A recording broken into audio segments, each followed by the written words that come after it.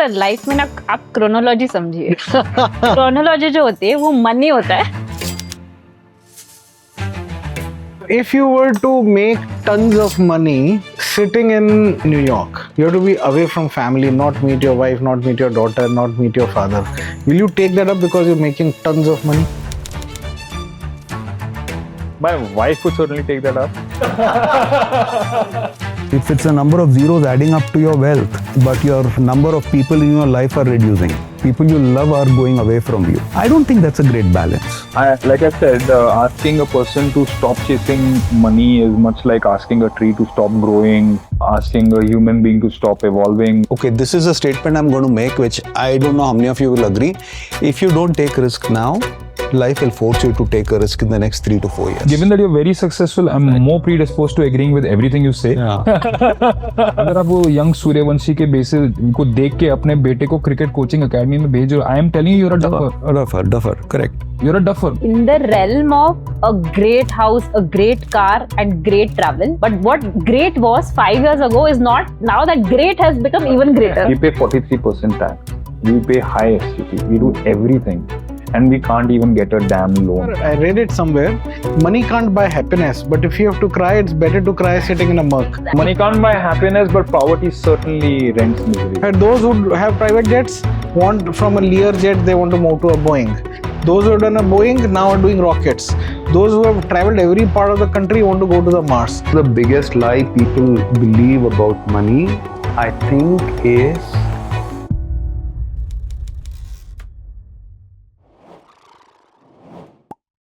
Hi guys, I'm Mugdha. I'm a financial planner. Hi, my name is Sahil. I'm a SEBI registered research analyst and a futures trader. I'm Rajesh. I'm an investor in a bunch of startups in India. Okay. And I've been a serial entrepreneur. And that's all I do. And hi, I'm Samit. Worked over 25 years, called it quits, and then started a mutual fund distribution activity more as to keep myself busy and make good use of time. Okay.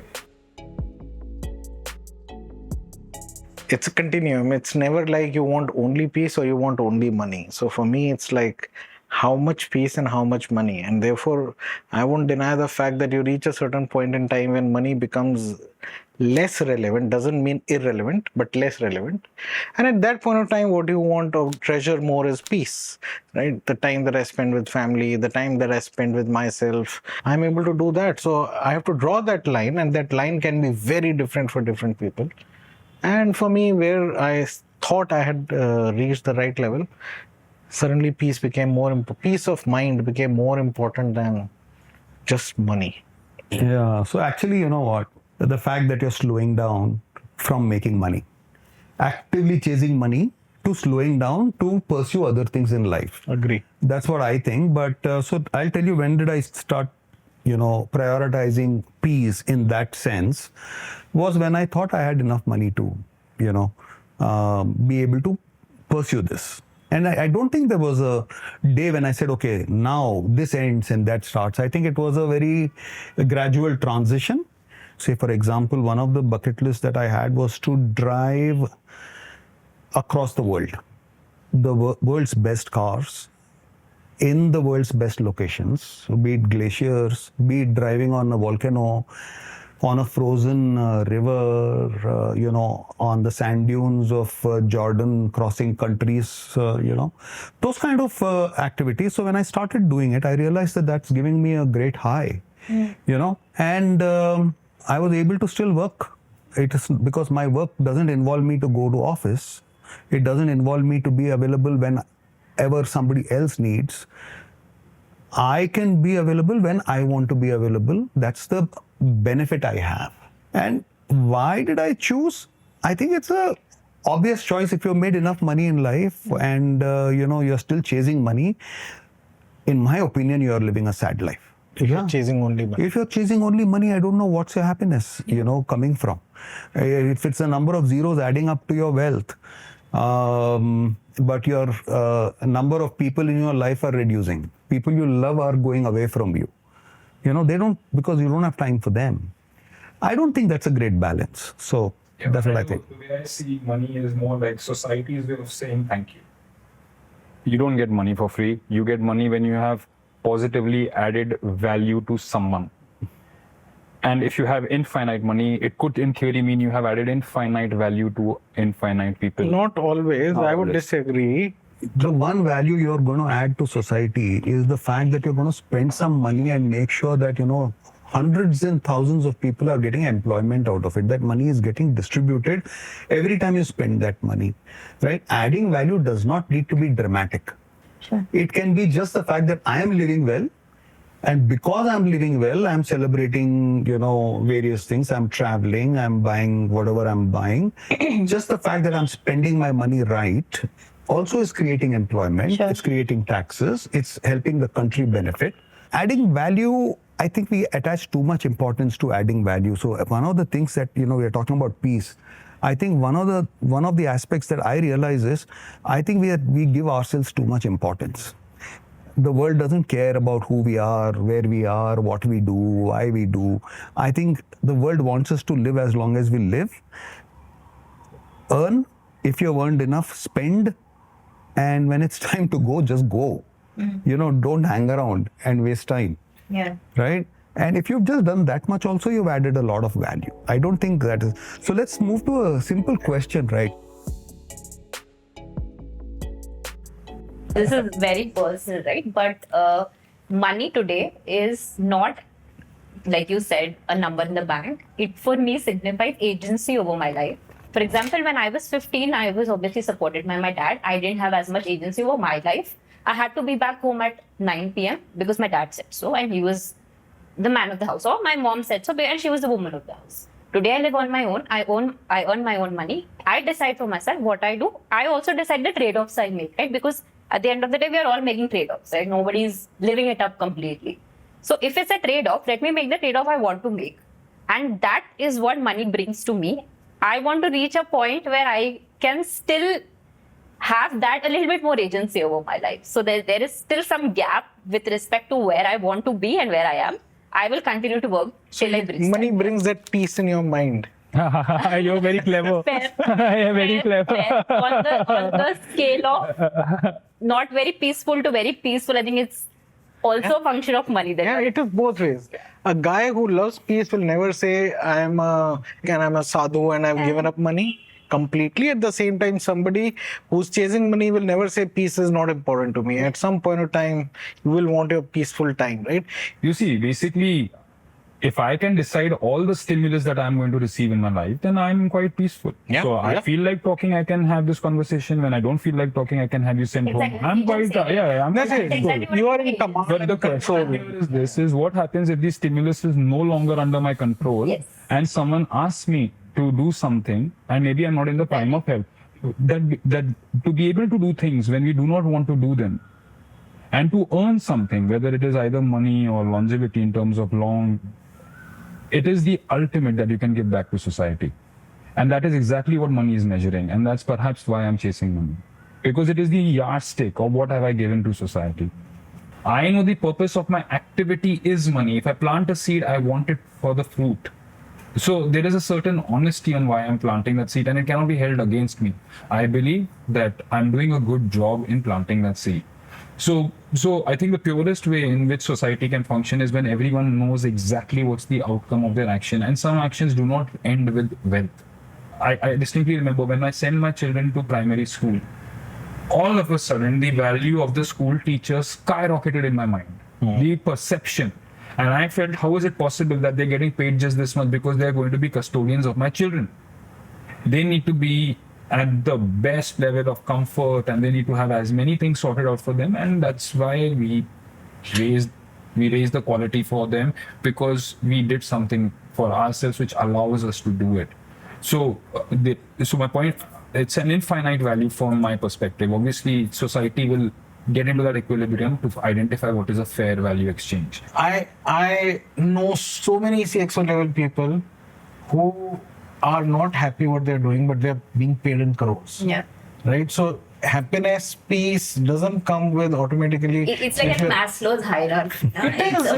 Self-actualization. Yes. Roti, kapda, makan, and then you kind of You yourself are saying graduate to ultimate is self-actualization, which is Correct. peace only. And as per Maslow's need hierarchy, it is right at the top. It is the ultimate goal, right? It reaches it. For any This panel will figure out. for a state of mind after you're taken care of, for you, what will be more important is a peace of mind. That will be the most important thing, right? So we have answers on why you want peace, you have money, and I want money. We all want money and we all want peace. okay, Freedom means being able to choose the responsibilities I want. Nobody's absolutely free. I don't think there is anything like, oh, that guy is there is absolutely free. Like, not even Elon Musk, though. He himself says that you might think that my life is great. You come inside my mind, it's absolute hell. Right? So everybody is bound in their own ways. I think freedom is the choice to, the ability to pick what you want to be bound to. Yeah. How much of trade-off do you want to take in life? And if you can choose it, I think you're free. As free as possible. obviously, I agree with you that it is impossible for anybody to call I'm 100% free. Yeah. For me, it is primarily I'm able to take more calls as per my wish rather than as per my boss or as per circumstances. And that to me is the definition of freedom, that I am more empowered or have more decision-making capacity, not driven by circumstances around. What about you? What freedom means to me is slightly different from what you guys are talking. So to me, the ability to do what I want, when I want, how I want, and where I want to be on that day, means a lot to me. For me, my typical day is I decide what I want to do on any given day, who I want to meet. I am not compelled to meet anybody because I'm not answerable to anybody anymore, right? But I do meet the best people in the world today compared to any time before. I meet some of the best founders from the startup ecosystem. I have some really engaging conversations trying to understand their business models, trying to understand monetization strategies, trying to understand consumer behavior, right? And to me, that is, taking off from what you said, to me, that is really very exciting. For example, to me, if you ask me what's the most important thing today, I think travel will be very, very high. All these years, I used to wonder, what is this solo travel? Why people talk about solo travel? So this year I decided to try. I did solo, I did Norway and Switzerland for about 28 days. And I think it was the most amazing experience of my life. I was able to drive whichever part of the country that I wanted to, go into any village, take a train, just go to any city that I want, walk around the whole day, eat what I want. I was all by myself and I made some amazing friends along the way. So that solo travel meant a lot to me. That is freedom. It doesn't mean I wasn't working. The only difference was I was not working physically. It was whenever I had the time, I was doing conference calls back home and, talking to, my portfolio companies, having a good time, inspiring them, saying, "Kya kar raha hai yaar? Pure time kaam kar raha hai. Tu bhi aa ja yahan pe, thode din ghum ke ja," and all that. So that is freedom for me. Today, that is something I cherish, right? I am not anymore living to please anyone else. I'm living for myself. And yet, I'm living better than I lived all my life, right? And that I cherish a lot. And I pray to God that it continues.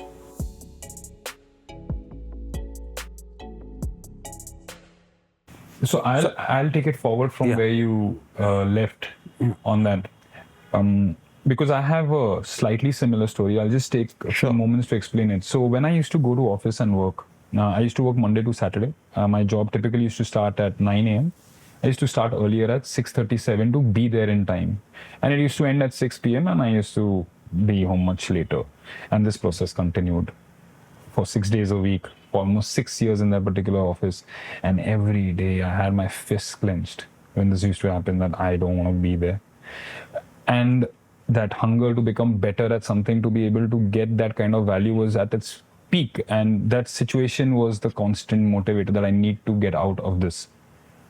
And I, in a way, you could say that I silently wished that I should have a life exactly like this, that I should wake up when I want, wear what I want, be, all the points that he added.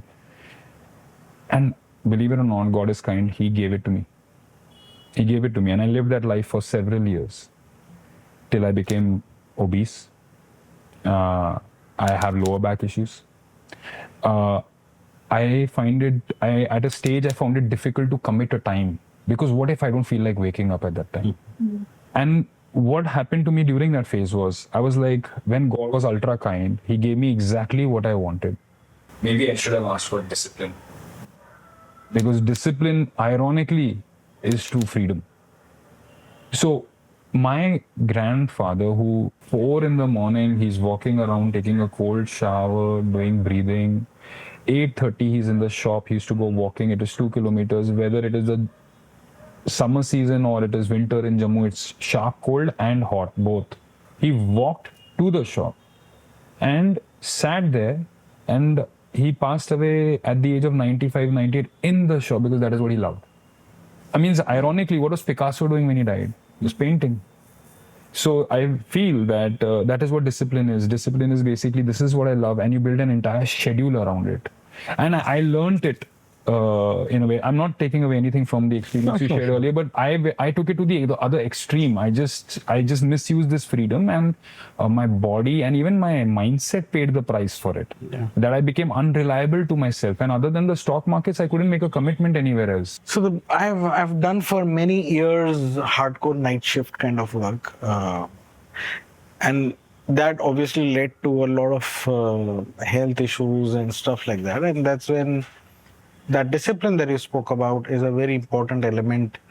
Today, when I look back, I realize I've hardly seen my kids grow, because I would come back from office at 3 a.m. Kids are sleeping, and when they'll go to school at 7, I'm still sleeping. Right? And when I wake up, I go to office at 2 in the afternoon. By that time, they're not back from school.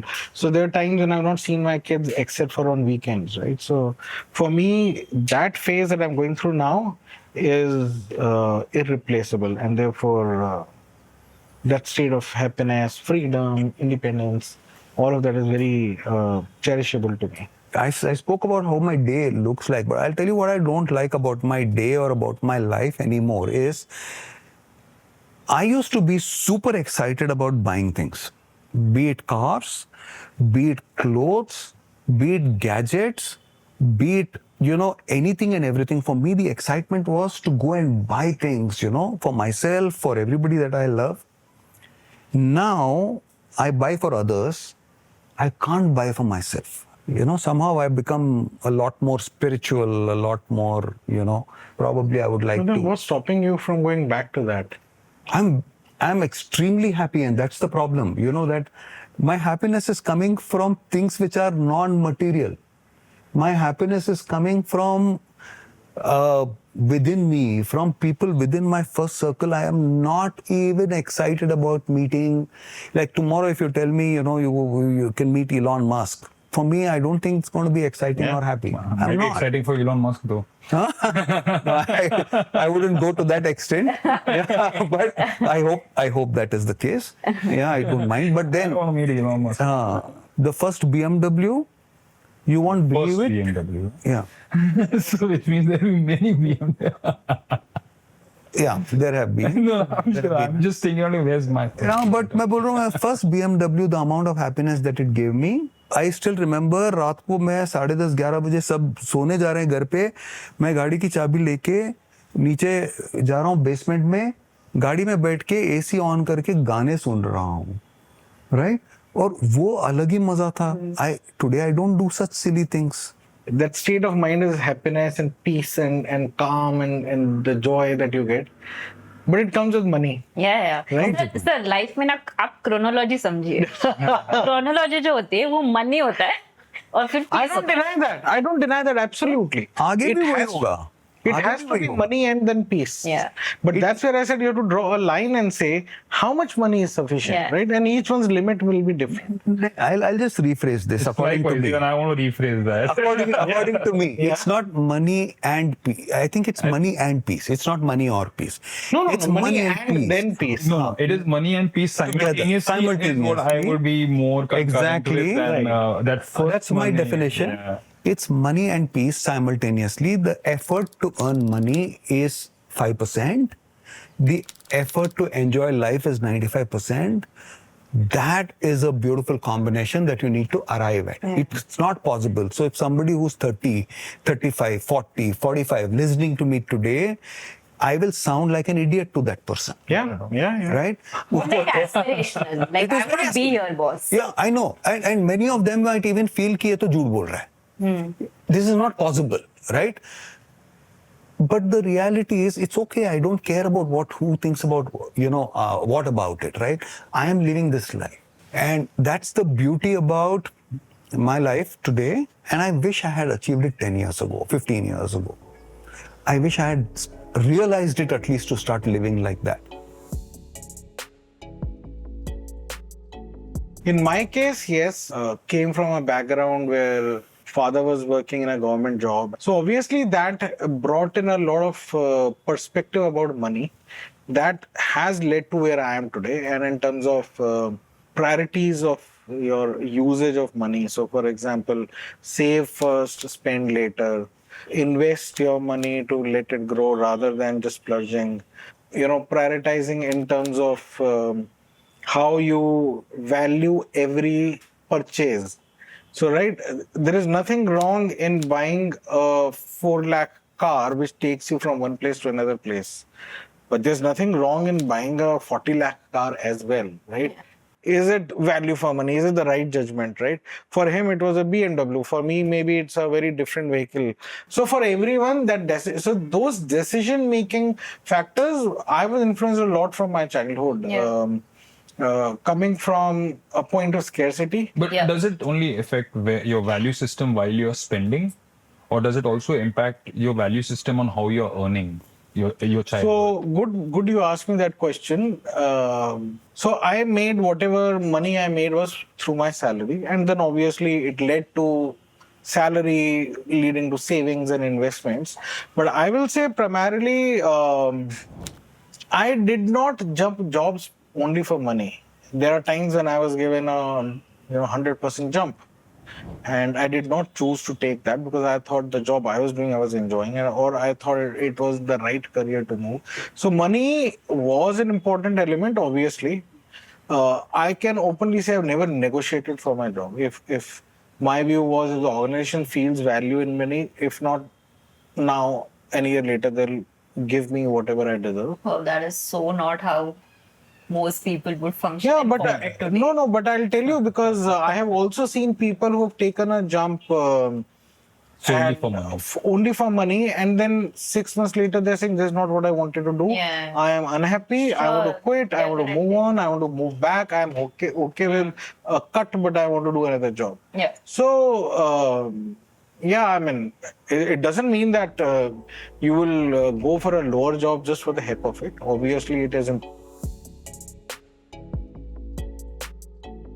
Say the risk-free interest rate is 5%. Let's just assume that the absolute risk-free interest rate is 5%. In other words, if you are not growing 5% of your net worth in a year, in general, you are becoming poorer. Mm-hmm. You have to grow at 5% of your net worth. To stay flat. Not salary. Salary is a very small component of your net worth. Now, here is my argument. Let's say there's a person with 1 crore net worth. Then when the risk-free interest rate is 5%, as long as this person is making more than 5 lakh rupees salary a year, this person is definitely getting richer. Because the risk-free interest rate is 5% and he's making more or she's making more than that risk-free interest rate. So if it's 1 crore or lesser, 5 lakh rupees salary is great. Definitely if you're full liability. But now if it becomes 10 crore. Now a person with 10 crore net worth doing a 5 lakh rupees salary might make him or her happy, but that person will always feel that they are not being tested because they are like sharks in a swimming pool. They're too good for that environment. And now if you make it 25 crore net worth, a 25 crore net worth at 5% of income needs 1.25 crore rupees a year. And this is where the upper end of the salary bracket ends for 99.5% of the country. Yeah. Which means that once you become 25 crore net worth, beyond that to grow, entrepreneurship, taking risks, be it the security markets or the actual streetcar markets, becomes the only reasonable way to get there. Beyond a certain threshold, there is a question that needs to be answered. How do I grow further? Because employment can no longer grow. If you look at a caterpillar and a butterfly, they don't look like of the same species, so to think. And if you look at the caterpillar transitioning into the butterfly, it looks like the most painful ordeal ever. But you know, the caterpillar knows it no other way. So my point is that evolution from from employment to entrepreneurship is the exact same as the metamorphosis of a caterpillar to a butterfly. There is no other way. Once you cross a certain net worth, you're going to do it. Only maybe perhaps cases like Rajesh this is where get inspiring because they're not of that net worth and they're yet doing entrepreneurship. So I feel the employment entrepreneurship is a role we play in society, and that role is decided by our balance sheet. And what we do in society is governed by a balance sheet, whether we actively know it or we don't know it. And the more time I spend with the balance sheet, I realize that everything I do, everything I wear, where I spend my money, who I meet, everything is being decided by my balance sheet. Years in which I make money governs the next years in a different manner as compared to years in which I've lost money. The complete approach is different. Even the outlook to society, optimistic, pessimistic, angry, calm, it all changes based on what my balance sheet is. Perhaps maybe that is where I'm trying to evolve or reach the level you had said that it doesn't impact, but maybe there is some point to. So that's where money is still a key consideration for you when you're looking at decisions. But it changes with time. They will come. For somebody who has 25 crores, my view is, and that's where a good financial advisor comes into the picture. But you will agree it's a milestone number now. It's a milestone. You can continue with employment if you want, but then then the financial advisor becomes accountable for their growth. Correct. See, why I don't agree but don't agree is simply because each of us have come from a different upbringing background, different comfort levels, right? So for me, coming from where I come, the most natural thing to do is to take as much risk as possible, as early as possible, right? And you will succeed. You may fail once, you may fail twice, you may fail thrice, but you will succeed eventually.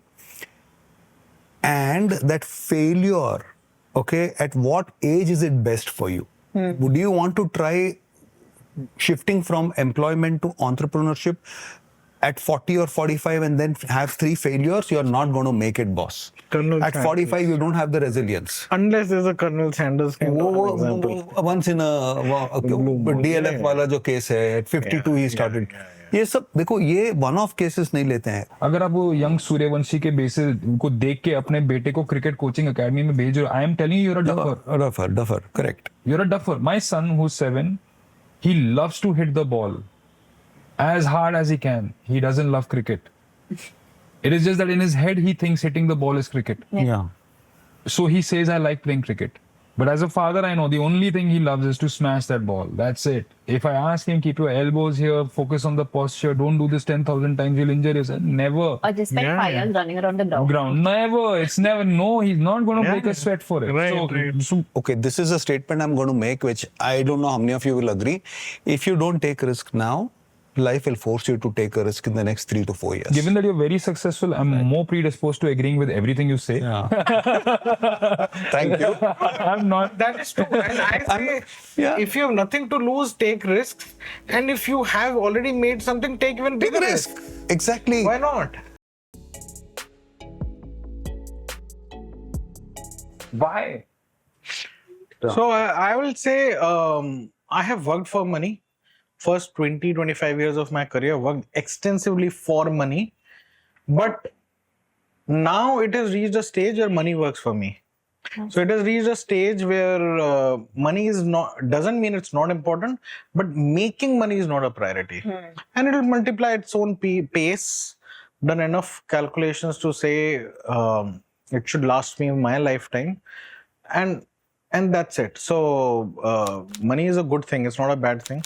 As long as it doesn't disturb your happiness, doesn't disturb your peace, doesn't disturb your health, It's a great thing. Yeah. In my case, it's a different answer. Who said I don't need more money? I need more money. I will ensure I get more money, but I am not going to work for it actively to get money. Will I create processes that will give me more money? Yes, I will. Will I make investments that will give me more money? Yes, I will. But I'm not going to chase it at the cost of compromising what I want to do.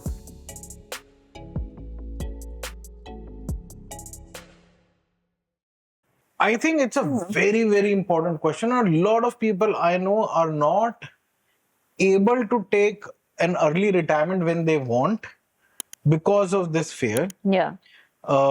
Even if they're ready, right? Even if they Financially, want yeah. it, right? The identity, they're Not not only coming to terms financially, with. they are unhappy in their organization. They have made enough money, but they're not able to quit because they're afraid of this identity crisis. Yeah. Which is a very valid point. You have to overcome all of that. Maybe that goes back to the level of self-actualization, but I think people need to think through it, filter out what is important and not important. Not a lot of people are able to do, but those who are able to do, I think they are able to then go to and take the next leap. But it's not easy. Believe me, it is not easy. Your question is really hard hitting because I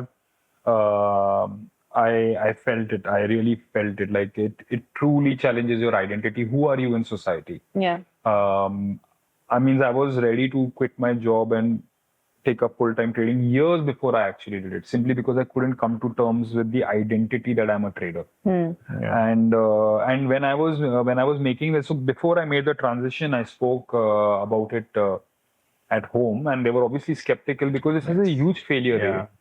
So I spoke to my dad about it, and he's exceptionally high IQ. The guy, I'm very blunt and brilliant actually. So he was like.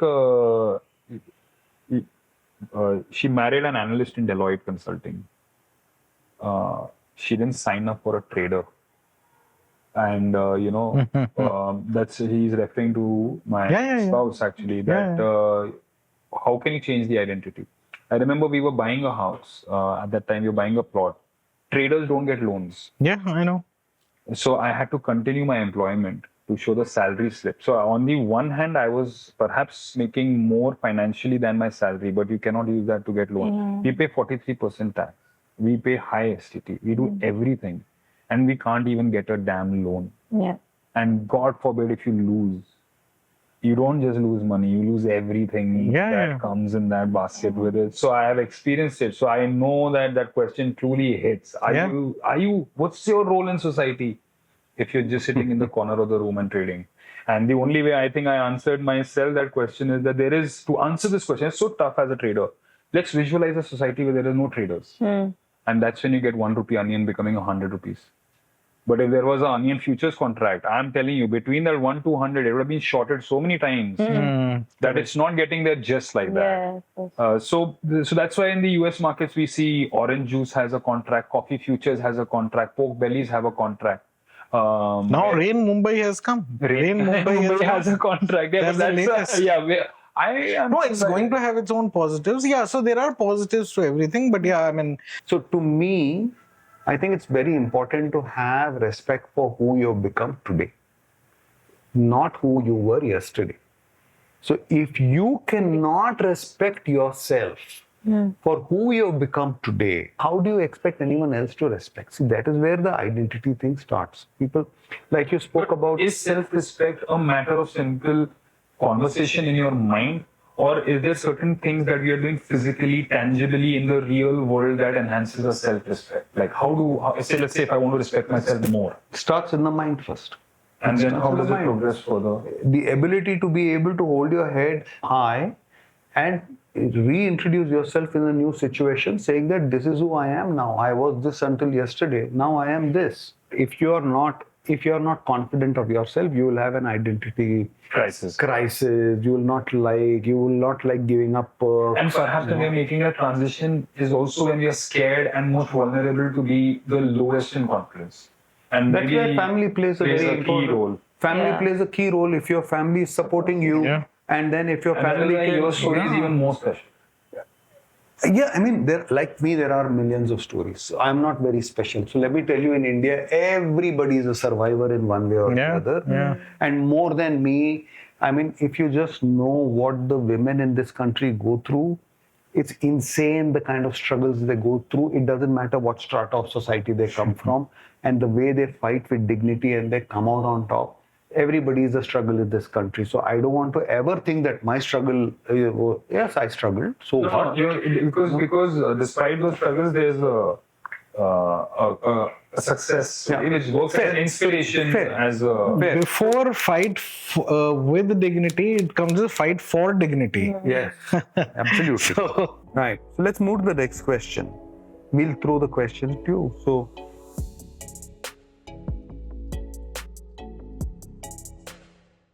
what are you working for now?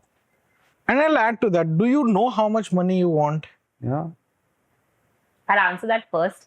That is a moving target, to be honest. I had a goal at one point which I've crossed, and now that goalpost has shifted a little bit more. Come to this side. Start yearning for peace. There is a seat for you. I am fairly materialistic, to be honest, and I do have very material things in life that I want to have, experience, live, own, of my own money.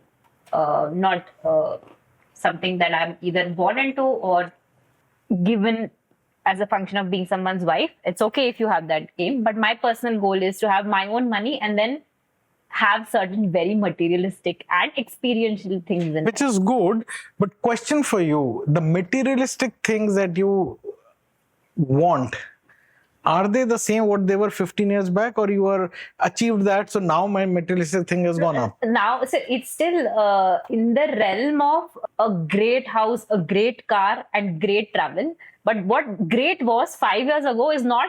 Now that great has become even greater. A 2 BHK will become 3 Become a BHK. penthouse now. Bandra So will a become 20 lakh car, Worli. exactly. So all of that will keep Exactly, happening, right? exactly, So you don't know where the limit is. Yes. So I'm saying is you have to define Yes. where will you say I am done and I'm happy. Yeah. If something more comes, it's fine, but I'll not compromise my peace of mind for that. 100%. So that drawing the line internal is journey has to happen. has If to that happen. internal journey has not happened, then you are still very much in the money camp, I think. What will be the reason you stop chasing money? Will it be age? Will it be an amount or a situation? like I said, asking a person to stop chasing money is much like asking a tree to stop growing, asking a human being to stop evolving, or it's not possible. This is not natural, in my opinion, because, like I said, that money is measuring something, and as long as that thing it is measuring matters to you, you are never gonna stop.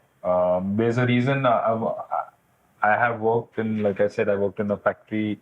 The promoters were billionaires. The promoter used to come every day at 7 a.m. predictable when he's leaving, and he's in the top 10 richest, top 5 richest Indians in the country. But the work ethic, the intelligence, the sharpness, the wit at 84, it's unmatched. I don't think so. He's doing it for money. It's basically his habits. Ka end product is money.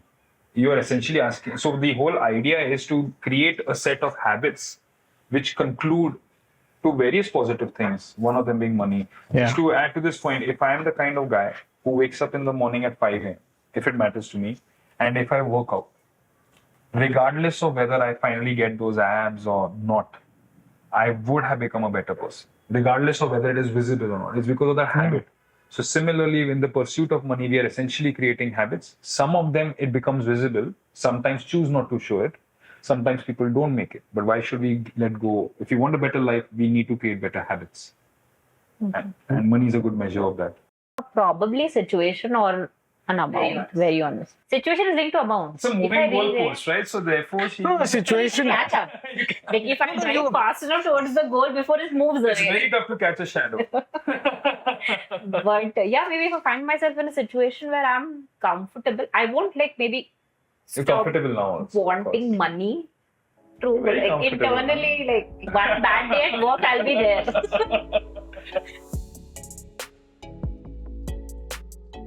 One advice that I would give to any youngster today, starting off towards entrepreneurship is don't do anything because it's fashionable.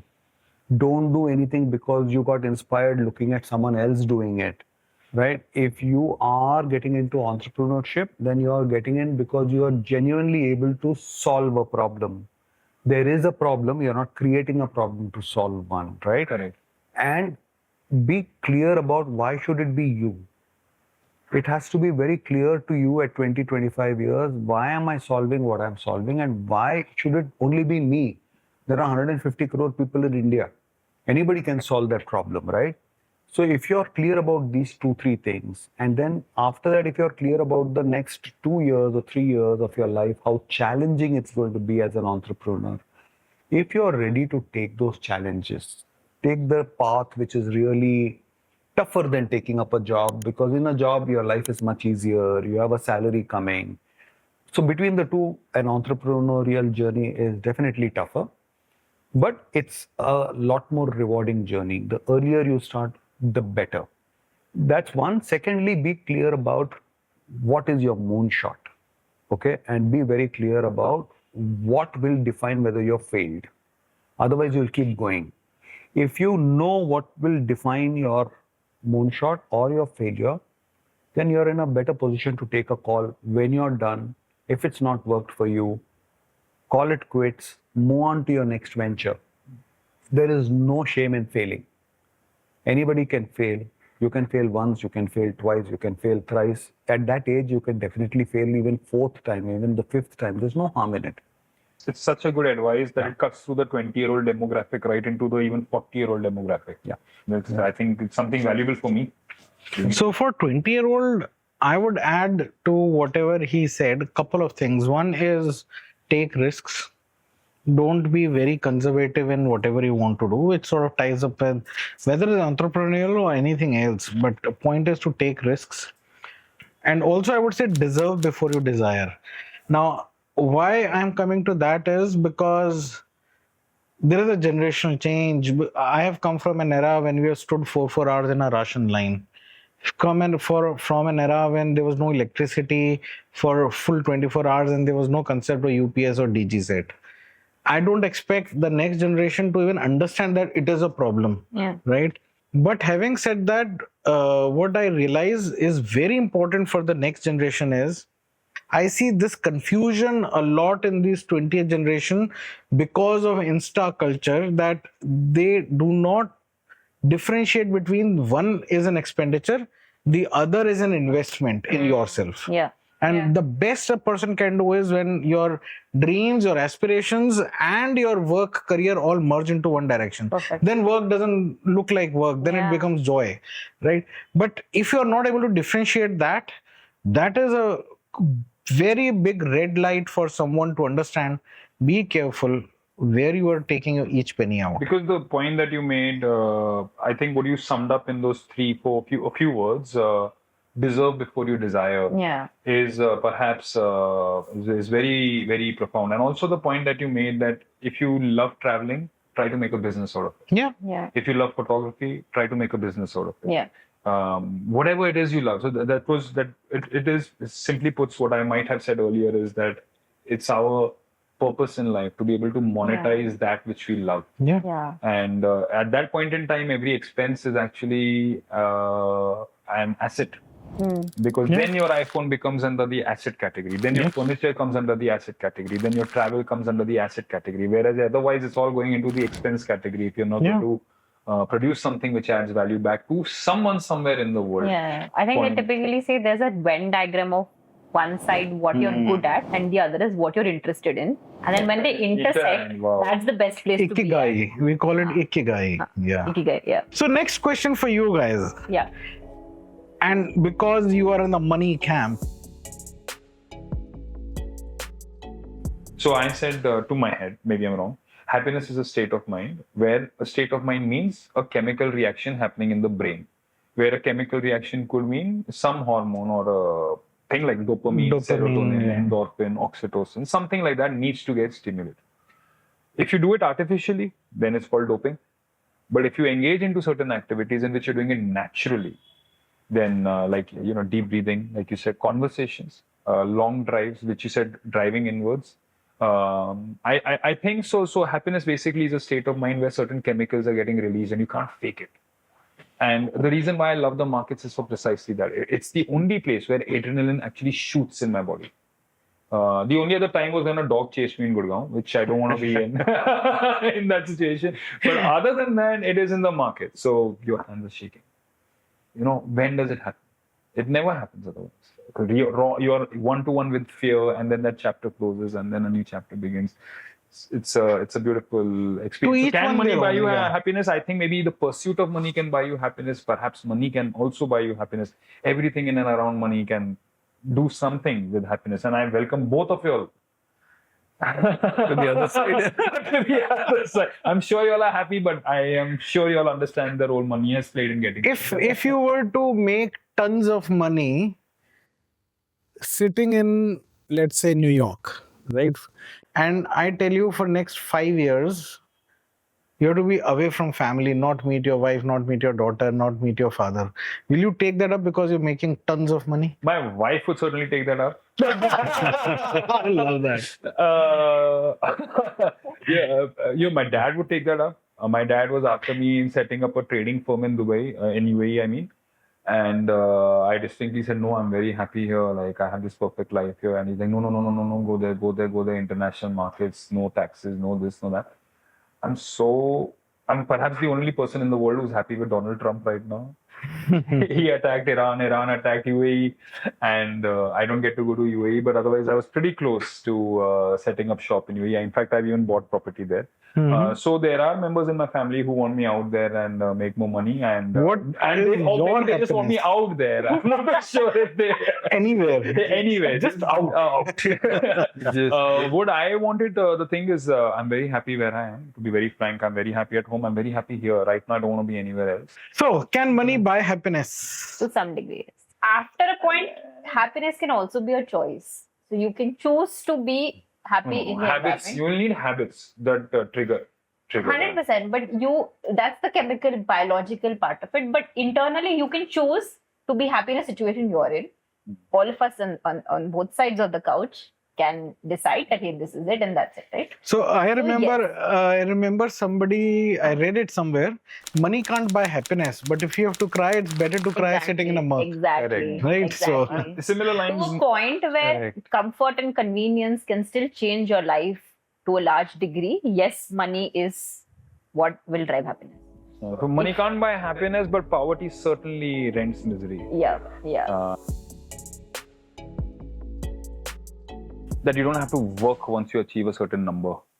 That's just absolutely. Actually, you become so efficient at your work when you're making money that it is in your best interest that you're working. You are ruthless. There's not a wasted step. For example, if I'm trading for a few decades, there's not a wasted step in my process. Anything that is redundant is not there. So it's the most efficient way, and therefore, perhaps I can analyze 500 securities a day, whereas someone else would take it a year's task to maybe do it. It's because it's just so efficient. I know what I have to search and how much weightage to assign through practice. So it's the biggest lie that you don't have to work when you are making money. In fact, work is worship was an adage, I think, coined by some rich people. It could not have come from someone who was unhappy being where they are. And that it is so blissful, it is so meditative, it is so peaceful to be working at what you love. I think that's the myth. If the biggest myth is that if you chase money, you will get it. I don't think anything could be more further away from the truth. I think money is an outcome. It's an output of a million other inputs. A million other inputs include working on yourself, building your skill set, making yourself worthy, putting in the hours, and then you get money as an outcome of all of that input.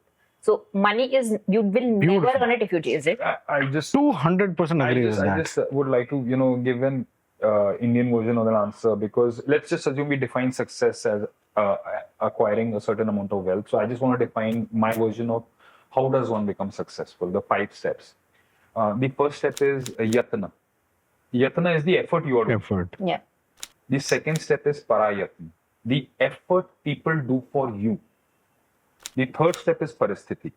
For example, a child born in Bangalore, Mumbai, Pune, Delhi, J&K is far better placed 100%. than a child born in Afghanistan or some other place. The paristhithi, the factors. The third step is karma, your actions. Sorry, the fourth step is karma, your actions. And the last step is Dev Prasad, the gift or the blessings of that's God. your luck on your side. Yeah. Of these 5 parameters, which is yatna, parayatna, paristhithi, karma, and Dev Prasad, believe it or not, we control only one. Yeah. Yeah.